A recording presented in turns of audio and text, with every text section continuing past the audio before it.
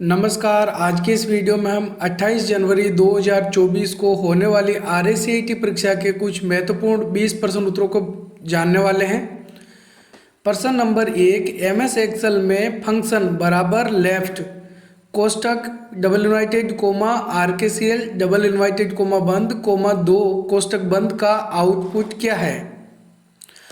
तो जब भी हम परीक्षा के अंदर प्रश्नों को हल करें तो सबसे पहले आपको प्रश्न को अच्छे तरीके से पढ़ना और समझ लेना चाहिए।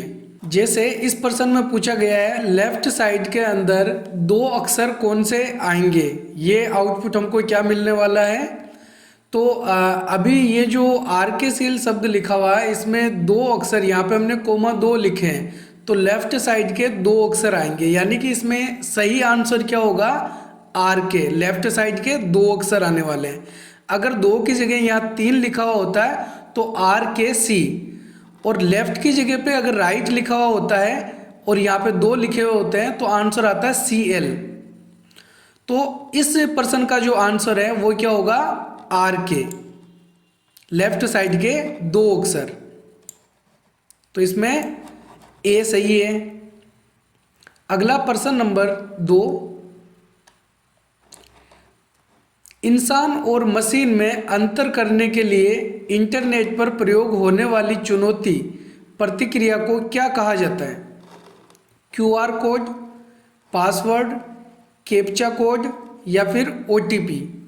तो इसमें सही उत्तर है C, कैप्चा कोड। हम जब भी किसी वेबसाइट में लॉगिन होते हैं तो उस समय ID पासवर्ड के साथ हमको कैप्चा कोड लगाने होते हैं, जो ये वेरीफाई करता है कि इस आईडी को मनुष्य ही लॉगिन कर रहा है, क्योंकि कैप्चा कोड जो होते हैं वो इमेज फॉर्मेट में होते हैं और कुछ टेढ़े मेढ़े होते हैं, जिसकी वजह से मशीन जो है वो इन कैप्चा कोड को आसानी से नहीं पढ़ सकती। केवल मनुष्य ही इनको पढ़कर सही कोड को एंटर कर सकता है। अगला प्रश्न नंबर 3, मोबाइल में गूगल प्ले स्टोर का उपयोग किस लिए किया जाता है। मोबाइल में डेटा सर्च करने के लिए, नए एप्लीकेशंस को इंस्टॉल करने के लिए, गेम्स खेलने के लिए या फिर उपरोक्त सभी। तो आपको पता होगा कि मोबाइल में प्ले स्टोर क्या काम आता है, नए ऐप्स को इंस्टॉल करने के लिए। तो इसमें सही उत्तर है B, नए एप्लीकेशंस को इंस्टॉल करने के लिए। अगला प्रश्न नंबर 4, MS पावरपॉइंट 2010 में फाइल मेन्यू को यह भी कहा जा सकता है। तो फाइल मेन्यू को और क्या बोल सकते हैं। ध्यान में रखना है कि Microsoft Word, PowerPoint, Microsoft Excel, इसके अंदर जो फाइल मेन्यू होता है उसको बैक स्टेज व्यू भी कहा जाता है। इसमें सही आंसर क्या होगा, B, बैक स्टेज व्यू। अगला प्रश्न नंबर 5, निम्न में से किस कंप्यूटर का प्रयोग भूकंप या मौसम की जानकारी या पूर्वानुमान लगाने के लिए किया जाता है। Desktop computer, main frame computer, super computer या फिर माइक्रो कंप्यूटर। तो इसमें सही आंसर होगा C, super computer. Super computer का प्रयोग मौसम की भविष्यवाणी या भूकंप की जानकारी लेने, भूकंप के बारे में पता करने के लिए किया जाता है। इसके अलावा अंतरिक्ष में यान लॉन्च करने के लिए भी वैज्ञानिक इन कंप्यूटरों का प्रयोग करते हैं। ये कंप्यूटर सबसे शक्तिशाली कंप्यूटर होते हैं। अगला प्रश्न नंबर 6, निम्न में से आउटपुट उपकरण कौन सा है। माउस, स्कैनर, प्रिंटर या फिर माइक्रोफोन। तो आउटपुट उपकरण इनमें से हैं प्रिंटर। प्रिंटर के द्वारा हमको जो आउटपुट मिलता है कागज पर छपकर, उसको हम बोलते हैं हार्ड कॉपी। ध्यान में रखना है, आउटपुट हमको 2 प्रकार से मिलता है, सॉफ्ट कॉपी और हार्ड कॉपी। अगर हमको कोई ऐसा आउटपुट मिल रहा है जिसका कोई भौतिक अस्तित्व होता है उसको हम बोलते हैं हार्ड कॉपी। जैसे प्रिंटर के द्वारा जो पेज प्रिंट होता है वो पेज हार्ड कॉपी के रूप में होता है, उसका भौतिक अस्तित्व होता है। इसके अलावा जैसे स्पीकर से अपन को आवाज़ सुनाई देती है, वो भी एक आउटपुट होता है, लेकिन वो सॉफ्ट कॉपी के रूप में होता है। इसके अलावा प्रोजेक्टर, जिससे हम दीवार पर या किसी बड़े पर्दे पर कोई चित्र देख सकते हैं लाइट के माध्यम से, प्रोजेक्टर से जो किरणें निकलती है उसके माध्यम से बड़े पर्दे पर चित्र देखे जा सकते हैं, स्क्रीन को बड़ा देखा जा सकता है, तो वो भी एक सॉफ्ट कॉपी का उदाहरण होता है। अगला प्रश्न नंबर 7, इनमें से किस उपकरण का प्रयोग कंप्यूटर पर गेम खेलने के लिए किया जाता है? प्रिंटर, स्पीकर, माइक्रोफोन या फिर जॉयस्टिक? तो इसमें सही उत्तर है डी, जॉयस्टिक। जॉयस्टिक का प्रयोग कंप्यूटर पर गेम खेलने के लिए किया जाता है। ये प्रश्न कई बार एग्जाम में भी आ चुका है, आपको इसको अच्छे तरीके से नोटिस में रखना है। जॉयस्टिक का प्रयोग कंप्यूटर पर गेम खेलने के लिए किया जाता है। अगला प्रश्न नंबर 8, MS वर्ड में रिबन को छुपाने के लिए किन शॉर्टकट कीज का प्रयोग करते हैं? तो माइक्रोसॉफ्ट वर्ड में रिबन्स बोलते हैं जो स्टैंडर्ड टूल बार होती है, उसको छुपाने के लिए Ctrl+R, Ctrl+1, Ctrl+F1 या फिर Ctrl+F2। तो इसमें सही उत्तर है सी, Ctrl+F1 का प्रयोग रिबन्स को छुपाने के लिए किया जाता है। अगला प्रश्न नंबर 9, मार्जिन को चुनने के लिए किस पट्टी का प्रयोग किया जाता है? Task bar, title bar, status bar या फिर रूलर बार? तो MS वर्ड या किसी अन्य सॉफ्टवेयर में अगर अपन को मार्जिन चुनना है तो उसके लिए हम रूलर बार का प्रयोग करते हैं। सही उत्तर डी होगा। अगला प्रश्न नंबर 10, निम्न में से कौन सा एक ब्राउज़र का उदाहरण है? बिंग, याहू, माइक्रोसॉफ्ट एज या फिर गूगल? तो इसमें सही उत्तर है सी, माइक्रोसॉफ्ट एज। ये क्या है? एक ब्राउज़र है। और बाकी के ये जो 3 उदाहरण दे रखे हैं जैसे बिंग, याहू और गूगल, ये क्या होते हैं? सर्च इंजन होते हैं। अगर ये पूछा जाता है सर्च इंजन इनमें से कितने हैं, तो ये तीनों सर्च इंजन हैं। और ये है माइक्रोसॉफ्ट एज ब्राउज़र। और जैसे नाम से ही पता चलता है कि ये किस कंपनी के द्वारा बनाया गया है? माइक्रोसॉफ्ट कंपनी के द्वारा बनाया गया है। तो ये भी आपको ध्यान में रखना है, माइक्रोसॉफ्ट कंपनी के द्वारा बनाया गया जो ब्राउज़र है उसका नाम क्या है? Microsoft Edge. और इससे पहले जो ब्राउज़र था विंडोज 7 में जो यूज होता था वो था इंटरनेट एक्सप्लोरर, उसी का ही नया रूप है Microsoft Edge.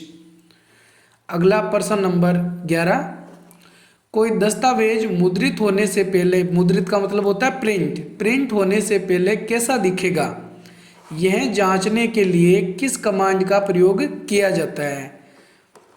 File preview, print preview, document preview या फिर स्टैंडर्ड प्रीव्यू? तो इसमें सही उत्तर है बी, प्रिंट प्रीव्यू। जैसे कि आपको बताया था, मुद्रित का मतलब क्या होता है? प्रिंट निकालना, मुद्रित यानी प्रिंट, और पहले देखना यानी प्रीव्यू करना। तो प्रिंट प्रीव्यू इसका सही आंसर होगा। प्रिंट प्रीव्यू कमांड के द्वारा हम पेज को पहले देख सकते हैं कि वो किस तरीके से प्रिंट होके आने वाला है। अगला प्रश्न नंबर 12, UIDAI द्वारा जारी किया हुआ कौन सा व्यक्तिगत पहचान का कार्ड है? पैन कार्ड, आधार कार्ड, राशन कार्ड या फिर वोटर कार्ड? तो इसमें सही आंसर है बी, आधार कार्ड। आपको UIDAI की फुल फॉर्म भी पता होनी चाहिए। UIDAI की फुल फॉर्म होती है unique identification authority of India. और इसके द्वारा जो जारी किया गया कार्ड है वो कौन सा है? आधार कार्ड। और आधार कार्ड के अंदर कितने अंक होते हैं? 12 अंक होते हैं। तो ये जानकारी हमको पता होनी चाहिए। अगला प्रश्न नंबर 13, कौन से टूल द्वारा डॉक्यूमेंट की किसी लोकेशन को दूसरे डॉक्यूमेंट या वेबसाइट से जोड़ सकते हैं? हाइपरलिंक, लिंक, वेब लिंक या फिर जस्टिफाई? तो माइक्रोसॉफ्ट वर्ड में एक फाइल को किसी दूसरी फाइल से, किसी दूसरे डॉक्यूमेंट से जोड़ने के लिए हम हाइपरलिंक का प्रयोग करते हैं। और हाइपरलिंक करने की शॉर्टकट कुंजी होती है Ctrl+K। ये भी ध्यान में रखना है, Ctrl+K शॉर्टकट कुंजी होती है हाइपरलिंक करने के लिए। अगला प्रश्न नंबर 14, इंस्टॉल प्रोग्राम्स को अनइंस्टॉल करने के लिए क्या करते हैं? सेटिंग ऐप के द्वारा, कंट्रोल पैनल के द्वारा। सेटिंग ऐप और कंट्रोल पैनल के द्वारा दोनों विकल्प सही है, उपयुक्त सभी। तो इसमें सही आंसर है सी, सेटिंग ऐप और कंट्रोल पैनल के द्वारा, दोनों विकल्प यहाँ पे सही हैं। अगला प्रश्न नंबर 15, कर्सर के बाईं ओर के अक्षर को मिटाने के लिए किस कुंजी का प्रयोग किया जाता है? तो ये ध्यान में रखना है, कर्सर के बाईं तरफ के अक्षर को मिटाने के लिए बैक स्पेस का प्रयोग करते हैं। इसमें सही आंसर होगा बी। और अगर यहाँ पे लिखा हुआ होता है कर्सर के दाईं ओर के अक्षर को मिटाने के लिए, तो इसमें सही आंसर होता है डिलीट। डिलीट कुंजी के द्वारा कर्सर के दाईं तरफ वाले अक्षर को मिटा सकते हैं, और बाईं तरफ के अक्षर को मिटाने के लिए बैक स्पेस का प्रयोग करते हैं। अगला प्रश्न नंबर 16, निम्न में से कौन सा प्रिंटर कागज पर स्याही की बूंदों का छिड़काव करके प्रिंट करता है? Inkjet printer, laser printer, dot matrix printer या फिर थर्मल प्रिंटर? तो इसमें सही उत्तर है ए, इंकजेट प्रिंटर के द्वारा कागज पर स्याही की बूंदों का छिड़काव करके प्रिंट किया जाता है। अगला प्रश्न नंबर 17, एमएस वर्ड 2010 के किस टैब में हेडर और फुटर का विकल्प उपलब्ध है? होम, इंसर्ट, पेज लेआउट या फिर प्रीव्यू? तो इसमें सही आंसर है बी, इंसर्ट टैब के अंदर। अगला प्रश्न नंबर 18, निम्न में से कौन सा सॉफ्टवेयर आपको साइबर थ्रेट से बचा सकता है? Antivirus software, spyware, Trojan horse, malware? तो ये जो बाकी तीनों हैं ये तो खुद एक वायरस वाले सॉफ्टवेयर हैं। तो इसमें सही आंसर है ए, एंटीवायरस सॉफ्टवेयर। तो एंटीवायरस सॉफ्टवेयर क्या करता है, हमारे कंप्यूटर से वायरसों को हटाता है और वायरसों को आने से रोकता भी है। तो इसमें साइबर जो हमला होते हैं उनको, उनसे बचने के लिए एंटीवायरस सॉफ्टवेयर हमारे कंप्यूटर में इंस्टॉल होना जरूरी होता है। अगला प्रश्न नंबर 19, निम्न में से कौन सी डिस्क को कई बार मिटाकर लिखने के लिए प्रयोग किया जाता है? CDR, CDR and DVDR, DVDR, CDRW and DVDRW? तो इसमें सही उत्तर है डी, CDRW एंड DVDRW। तो सबसे पहले तो इन R और RW का मतलब हमको समझना है। तो R का मतलब होता है रीड और W का मतलब होता है राइट। और जिस CD या DVD के ऊपर R लिखा हुआ होता है इसका मतलब है कि इसको केवल रीड किया जा सकता है, और W का मतलब होता है राइट।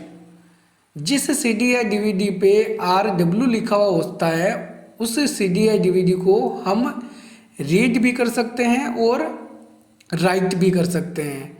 तो राइट करने का मतलब हो गया कि उस पर कुछ लिखना है, उसमें कुछ डेटा को सेव करना है। तो वो डेटा अगर हम सेव करना चाहते हैं तो हमारे पास में CD DVD कौन सी होनी चाहिए? RW वाली होनी चाहिए, जिसमें हम बार बार डेटा को लिख सकते हैं और काम में ले सकते हैं। बार बार डेटा को मिटाया जा सकता है, वापस लिखा जा सकता है। जैसे हम नॉर्मली पेन ड्राइव या फिर कंप्यूटर की जो हार्ड डिस्क होती है उसमें हम कुछ फाइलें जमा करते हैं, उनको वापस डिलीट भी कर सकते हैं, वापस कोई दूसरी फाइलें उसकी जगह जमा की जा सकती है, सेव की जा सकती है। तो इस प्रकार के कार्य CD DVD RW के अंदर भी किए जा सकते हैं। इसके साथ ही आपको ये भी पता होना चाहिए कि CD की जो क्षमता है वो कितनी होती है? 750 MB की होती है, और DVD की जो क्षमता है वो होती है 4.7 GB की। और ये दोनों ऑप्टिकल डिस्क होती है, CD DVD और ब्लूरे डिस्क, ये 3 डिस्क हैं जिन्हें ऑप्टिकल डिस्क कहा जाता है। अगला प्रश्न नंबर 20, ट्विटर प्लेटफॉर्म पर रजिस्टर्ड यूजर निम्न कार्य कर सकता है: 140 अक्षरों तक का संदेश भेज सकता है, किसी विषय पर हैशटैग बना सकता है, अपने फॉलोअर्स को संदेश रिट्वीट कर सकता है, उपरोक्त सभी कार्य कर सकता है। तो इसमें सही आंसर है डी, उपरोक्त सभी कार्य किए जा सकते हैं। तो ये थे हमारे परीक्षा के संबंधित 20 महत्वपूर्ण प्रश्न उत्तर। उम्मीद है आपको हमारे ये प्रश्न उत्तर पसंद आए होंगे और आपने इनको अच्छे से पढ़ा भी होगा, जिसके जरिए आपके एग्ज़ाम में कुछ हेल्प हो सके। हमारे साथ वीडियो में लास्ट तक बने रहने के लिए धन्यवाद। हमारे इस चैनल RSCIT गुरुजी पर इसी प्रकार के RSCIT से संबंधित कई प्रश्न उत्तर के वीडियोज हमने अपलोड कर रखे हैं और आगे भी करेंगे। साथ ही RSCIT से संबंधित बहुत सारे हमने महत्वपूर्ण नोट्स के वीडियो भी यहाँ पे बनाए हैं। अगर आप RSCIT का कोर्स कर रहे हैं या आपके कोई मिलने वाले मित्र RSCIT का कोर्स कर रहे हैं तो आप उन्हें हमारे इस चैनल के और हमारे इस वीडियोस के लिंक भेज सकते हैं। अगर आपने अभी तक हमारे YouTube चैनल RSCIT गुरुजी को सब्सक्राइब नहीं किया है तो तुरंत सब्सक्राइब वाले बटन पर क्लिक करके सब्सक्राइब कर लें। हमारा वीडियो पसंद आए तो वीडियो को लाइक ज़रूर करें। धन्यवाद। जय हिंद, जय भारत।